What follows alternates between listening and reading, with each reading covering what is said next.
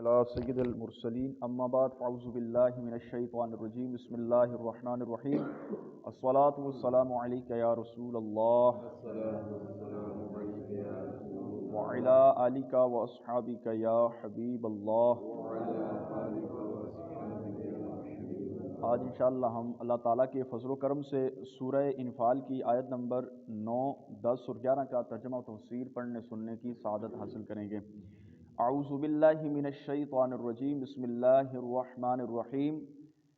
اذ تستغیثون ربکم فاستجاب لکم انی ممدکم بألف من الملائکۃ مردفین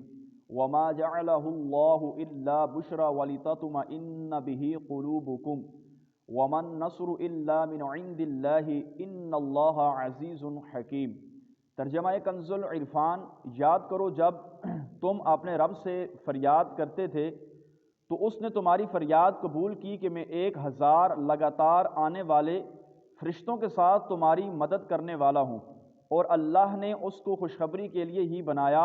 اور اس لیے کہ تمہارے دل مطمئن ہو جائیں، اور مدد صرف اللہ ہی کی طرف سے ہوتی ہے،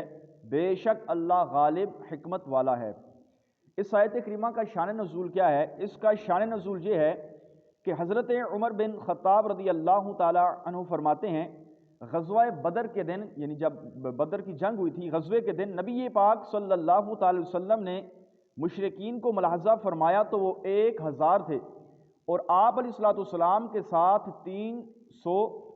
مرد تھے، جبکہ کفار 1000 اور آپ علیہ الصلوۃ والسلام کے پاس 300 صحابہ کرام علیہ رضوان موجود تھے۔ تو نبی پاک صلی اللہ تعالی وسلم نے قبلہ کی طرف منہ کیا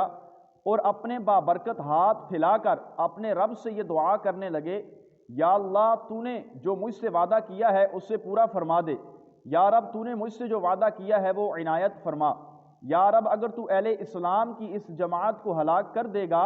تو زمین میں تیری عبادت کرنے والا کوئی باقی نہ بچے گا۔ فرمایا یا اللہ یہ 1000 ہیں اور صحابہ 313 یا 300 ہیں، فرمایا اگر آج تو ان کی مدد نہ کرے گا، اگر یہ صحابہ یہاں شہید ہو گئے تو فرمایا اب تیری پھر اس کے بعد عبادت کرنے والا دنیا میں باقی کوئی نہ بچے گا۔ نبی پاک صلی اللہ تعالی علیہ وسلم اسی طرح دعا کرتے رہے یہاں تک کہ مبارک کندھوں سے چادر شریف اتر گئی۔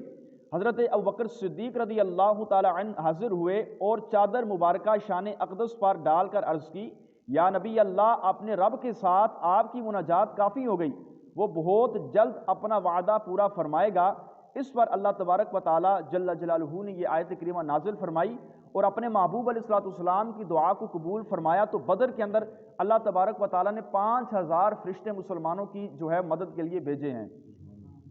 انی ممدکم بألف من الملائکۃ مردفین، میں 1000 لگاتار آنے والے فرشتوں کے ساتھ تمہاری مدد کرنے والا ہوں۔ چنانچہ پہلے 1000 فرشتے آئے، پھر 3000 اور پھر 5000، تو ٹوٹل یہ ہو گئے 8000 فرشتے۔ حضرت عبداللہ بن عباس رضی اللہ تعالی عنہما نے فرمایا کہ مسلمان اس دن کافروں کا تعاقب کرتے تھے اور کافر مسلمانوں کے آگے آگے بھاگتا جاتا کہ اچانک اوپر سے کوڑے کی آواز آتی اور سوار کا یہ کلمہ سنایا جاتا، اقدم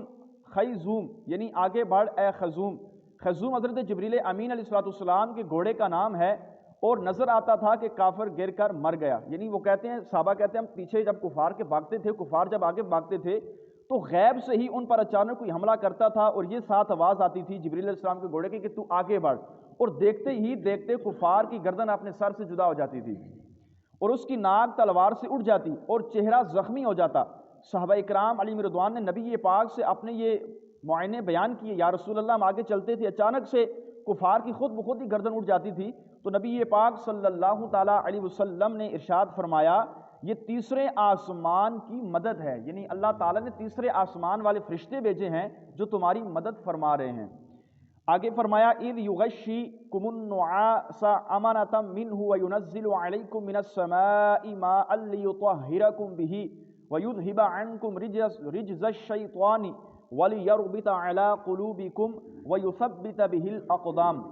ترجمہ کنز العرفان۔ یاد کرو جب اس نے اپنی طرف سے تمہاری تسکین کے لیے تم پر اونگ ڈال دی اور تم پر آسمان سے پانی اتارا کہ اس کے ذریعے وہ تمہیں پاک کر دے، تم سے شیطان کی ناپاکی کو دور کر دے اور تمہارے دلوں کو مضبوط کر دے، اس سے تمہارے قدم جم جائیں۔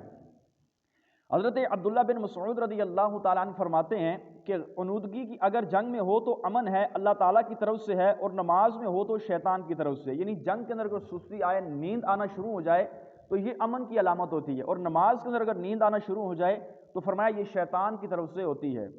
جنگ میں غنودگی کا امن ہونا اس سے ظاہر ہے جیسے جان کا اندیشہ ہو، اس سے نیند اور اونگ نہیں آتی۔ اب جنگ ہے، دشمن سامنے کھڑا ہے، موت سر پہ ہے، کوئی پتہ نہیں کس وقت دشمن سامنے آ جائے، جنگ ہو جائے، شہید ہو جائیں، تو فرمایا کہ اتنی شدت اور خوف کے اندر اگر کسی کو نیند آ جائے، سکون سے سو جائے، تو یہ امن کی علامت ہے، وہ خطرے اور اضطراب میں رہتا ہے۔ شدید خوف کے وقت عنودگی کا آنا حصول امن اور زوال خوف کی دلیل ہے۔ اگر شدید خوف کے اندر کسی کو نیند آئے، سکون آئے، تو فرمایا یہ اس پریشانی، اس مصیبت کے دور ہونے کی دلیل ہے اور امن کی دلیل ہے۔ بعض مفسرین نے فرمایا کہ جب مسلمان کو دشمن کی کثرت اور مسلمان کی قلت سے جانور کا خوف ہو، بہت زیادہ پیاس لگے، تو ان پر عنودگی ڈال دی گئی جس سے انہیں راحت حاصل ہوئی۔ صحابہ کرام چونکہ بالکل کم تھے، 300 صحابہ کرام تھے، 1000 دشمن تھے، پھر آپ کے پاس کوئی سامان بھی اس طریقے سے نہیں تھا، کھانے پینے کا راشن بھی نہیں تھا، تو فرمایا اس صورت کے اندر صحابہ کرام پر اللہ تبارک و تعالیٰ نے نیند کو ڈال دیا، اونگ کو ڈال دیا،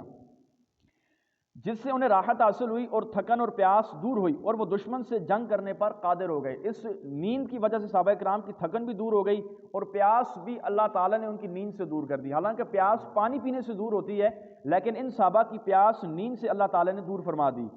یہ اونگ ان کے حق میں نعمت تھی۔ بعض علماء نے فرمایا کہ یہ اونگ معجزے کے حکم میں ہے، کیونکہ یک بارگی سب کو اونگ آئی، اور کثیر جماعت کا شدید خوف کی حالت میں اس طرح یک بارگی اونگ جانا خلاف عادت ہے۔ یہ بھی نبی پاک صلی اللہ علیہ وسلم کا ایک معجزہ ہے کہ 1000 کفار سامنے کھڑے ہیں اور 300 کے لگ بھگ صحابہ کرام ہیں، سب کے سب ہی جو ہے بدر کے اندر سو گئے ہیں۔ وَيُنَزِّلُ عَلَيْكُم مِّنَ السَّمَاءِ مَاءً، اور ہم اور تم پر آسمان سے پانی اتارا۔ غزوہ بدر کے دن مسلمان ریگستان میں اترے تو ان کے اور ان کے جانوروں کے پاؤں ریت میں دھنستے جاتے، یعنی ریت جہاں پہ ہوتی ہے جیسے چولستان ہے، تو ایسی جگہ پہ آپ جائیں تو پاؤں جو ہے ریت کے اندر دھنستے ہیں، جبکہ مشرکین ان سے پہلے پانی کی جگہوں پر قبضہ کر چکے تھے۔ جتنی بھی بدر کے اندر پانی والی جگہ تھے وہاں پر سارے کے سارے مشرکین کا قبضہ تھا۔ صحابہ کرام علیہم رضوان بالکل ریگستان کے اندر رہ گئے۔ صحابہ کرام میں سے بعض کو وضو کی اور بعض کو غسل کی ضرورت پڑی تھی، اس کے ساتھ پیاس کی شدت بھی تھی۔ شیطان نے ان کے دل میں وسوسہ ڈالا کہ تمہارا گمان ہے تم حق پر ہو، تم میں اللہ کے نبی موجود ہیں اور تم اللہ والے ہو، جبکہ حال یہ ہے کہ مشرکین تم پر غالب ہو کر پانی پر پہنچ گئے۔ یہ دل میں وسوسے آنا شروع ہو گئے، اگر ہم حق پہ ہیں، ہمارے درمیان اللہ کے نبی علیہ السلام موجود ہیں، اگر ہم اللہ کی راہ میں ہیں تو ہماری تو کوئی مدد ہی نہیں ہے، نہ ہمارے پاس پانی ہے، ریگستان ہے، ہمارے پاؤں زمین میں دستے ہیں، ہماری کوئی مدد بھی نہیں ہے، اور تم وضو اور غسل کے بغیر نمازیں پڑھ رہے ہو۔ یہ ساری کی ساری چیزیں شیطان نے جو ہے صحابہ کرام کے دلوں میں ڈالیں، وہ تمہیں دشمن پر فتح یاب ہونے کی کس طرح امید ہے؟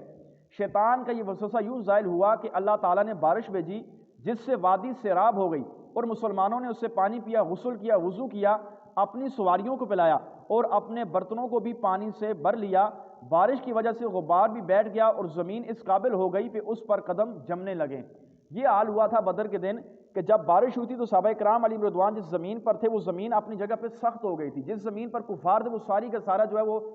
جس کو ہم کہتے ہیں کیچڑ بن گیا تھا کہ جب بھی کفار اس کے اندر پاؤں رکھتے تھے سارے سلپ مارتے تھے، اور صحابہ کرام پر ایسا اللہ تعالیٰ کا کرم ہوا کہ جہاں ان کی زمین پر بارش ہوئی وہ زمین سخت ہو گئی تھی اپنی جگہ، صحابہ کرام کے قدم اس پر جم جاتے تھے۔